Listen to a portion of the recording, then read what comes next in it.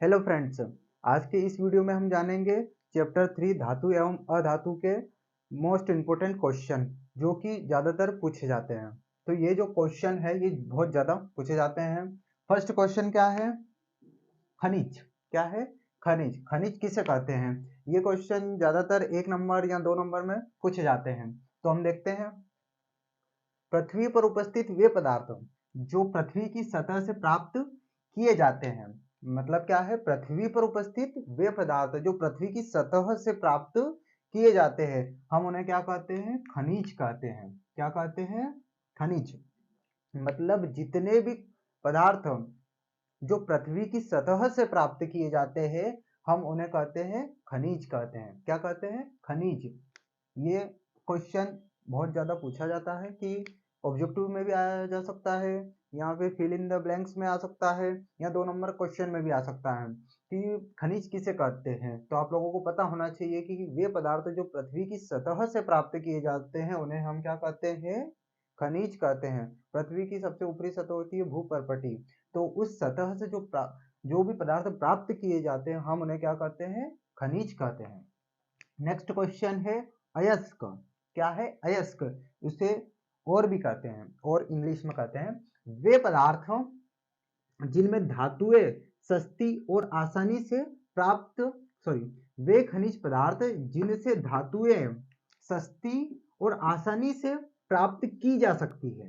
वे खनिज पदार्थ जिनसे धातुएं मेटल्स सस्ती और आसानी से प्राप्त की जा सकती है उन्हें हम क्या कहते हैं?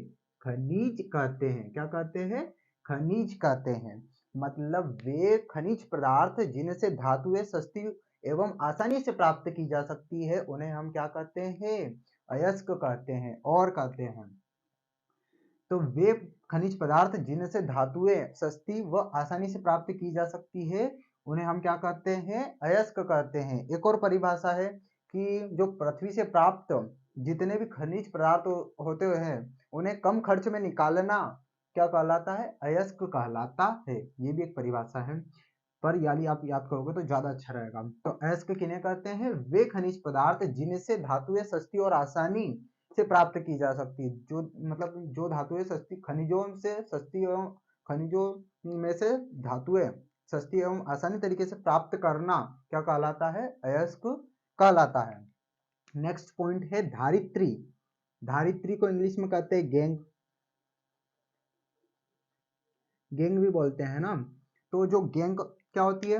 अयस्क में उपस्थित हल्की फुल्की अशुद्धियों को क्या कहते हैं? धारित्री या गैंग कहते हैं। ये सबसे ज्यादा पूछा जाता है एग्जाम में कि गैंग क्या होता है, धारित्री क्या होता है। ऑब्जेक्टिव में भी पूछा जाता है ये वाला क्वेश्चन, तो आपको याद होना चाहिए। अयस्क में उपस्थित हल्की फुल्की अशुद्धियों को, हल्की फुल्की अशुद्धियों को क्या कहते हैं? हम गैंग या धारित्री कहते हैं। अब हल्की फुल्की अशुद्धियां क्या होती है? रेत हो सकता है, मिट्टी हो सकती है, और घास वगैरह हो सकती है। घास फूस जितने भी हम खनिज पदार्थ निकालते हैं पृथ्वी में से, तो उनके साथ थोड़ी बहुत मिट्टी, रेत, घास फूस वगैरह क्या होती है? मिली हुई होती है। तो जो हल्की फुल्की ये अशुद्धियां होती है उन्हें ही हम क्या कहते हैं? गैंग कहते हैं। क्या कहते हैं? गैंग कहते हैं। गैंग कहते हैं, है ना। तो अयस्क में उपस्थित हल्की फुल्की अशुद्धियों को क्या कहते हैं? गैंग या धारित्री या धारित्र कहते हैं। और वो हल्की फुल्की अशुद्धियां क्या होती है? रेत, मिट्टी, कंकर वगैरह, घास वगैरह, ये होती है हल्की फुल्की अशुद्धियां। नेक्स्ट क्वेश्चन, नेक्स्ट पॉइंट क्या है? अमलगम। अमलगम क्या होता है? एक या एक से अधिक धातुओं को पारे के साथ मिलाकर एक धातु बनाई जाती है जिसे अमलगम कहते हैं। क्या कहते हैं? अमलगम कहते हैं। एक बार और अच्छे से ध्यान से सुनो। एक या एक से अधिक धातुओं को पारे के साथ, पारे का संकेत चिन्ह क्या है? Hg। मर्क्यूरी भी बोलते हैं जिसे हम। एक या एक से अधिक धातुओं को पारे के साथ मिलाकर एक धातु बनाई जाती है जिसे अमलगम कहते हैं। क्या कहते हैं? जिसे अमलगम कहते हैं। जिसका उपयोग दंत चिकित्सक जो डेंटिस्ट होते हैं, डेंटिस्ट दांतों का इलाज करने वाले डॉक्टर, डेंटिस्ट, बीडीएस, एमडीएस करे हुए जो होते हैं, है ना। तो जिसका उपयोग दंत चिकित्सक द्वारा दंत भरने के लिए किया जाता है। अमलगम का उपयोग किस में किया जाता है? दंत चिकित्सक के द्वारा दंत भरने में किया जाता है। दांतों में सड़न वगैरह लग जाती है या उनमें कुछ प्रॉब्लम होती है तो उनको भरने के लिए इसका उपयोग किया जाता है, अमलगम का प्रयोग किया जाता है। तो एक या एक से अधिक धातुओं को पारे के साथ मिलाकर एक धातु बनाई जाती है, जिसे क्या कहते हैं? अमलगम कहते हैं। अमलगम का उपयोग दंत चिकित्सकों के द्वारा दंत भरने में किया जाता है। नेक्स्ट पॉइंट है, एनीमिया से ग्रसित व्यक्ति को पालक खाने की सलाह क्यों दी जाती है? जो एनीमिया एक बीमारी होती है, एनीमिया से ग्रसित व्यक्ति को डॉक्टरों के द्वारा, चिकित्सक के द्वारा पालक खाने की सलाह क्यों दी जाती है? ये वाले क्वेश्चन का आंसर मैं आपको ओरली बता रहा हूँ, मौखिक रूप से बता रहा हूँ, क्योंकि आप सुनोगे और ऑटोमेटिक आपको याद हो जाएगा। कभी एग्जाम में आए तो आपको पता होना चाहिए, आपको खाली नहीं छोड़ना है, करके आना है क्वेश्चन को, कभी आ जाए तो एनीमिया से ग्रसित व्यक्ति को पालक खाने की सलाह क्यों दी जाती है? पालक, सबसे पहले जानते हैं पालक में क्या उपस्थित होता है? पालक में आयरन पाया जाता है। तो ऑब्वियसली अपने को समझ में आता है कि एनीमिया बीमारी किसकी कमी से होती है? आयरन की कमी से। तो एनीमिया से ग्रसित व्यक्ति को पालक खाने की सलाह क्यों दी जाती है? ऑब्वियसली उस व्यक्ति के शरीर में, जो शरीर के रक्त में हीमोग्लोबिन के, शरीर के रक्त में उपस्थित हीमोग्लोबिन में क्या होता है? आयरन। आयरन क्या होता है? कम पाया जाता है या कम उपस्थित होता है, किसी कारण बस कमी आ जाती है, तो उस व्यक्ति को पालक खाने की सलाह दी जाती है।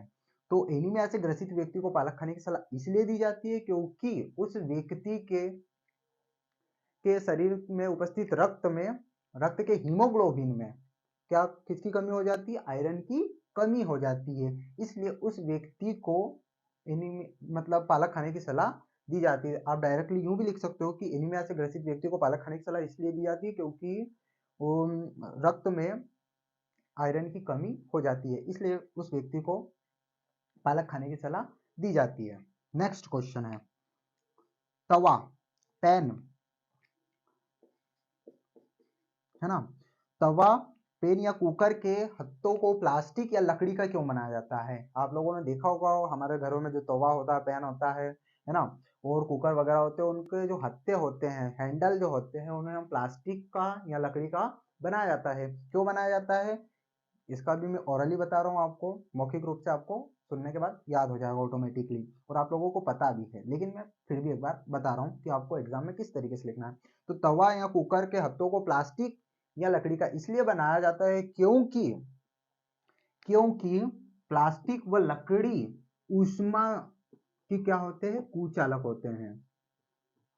ये आपको लिखना है ना। क्या लिखना है? कि ऊष्मा के वे क्या होते हैं? कुचालक होते हैं, जिससे वह गर्म नहीं होते और हम उसे आसानी से पकड़ पाते हैं। गर्म जो तवा होता है वो गर्म होता है, लेकिन जो उसका हत्था होता है, लकड़ी या प्लास्टिक का होता है, वह ऊष्मा का क्या होता है? कुचालक होता है। तो उसमें ऊष्मा से प्रभावित नहीं होता है, तो हम उसे, वो गर्म तवे को भी हम आसानी से पकड़ पाते हैं, क्योंकि हम उसके हत्थे को पकड़ते हैं, क्योंकि वो जो हत्था होता है, हैंडल होता है, वो क्या होता है? ऊष्मा का कुचालक होता है।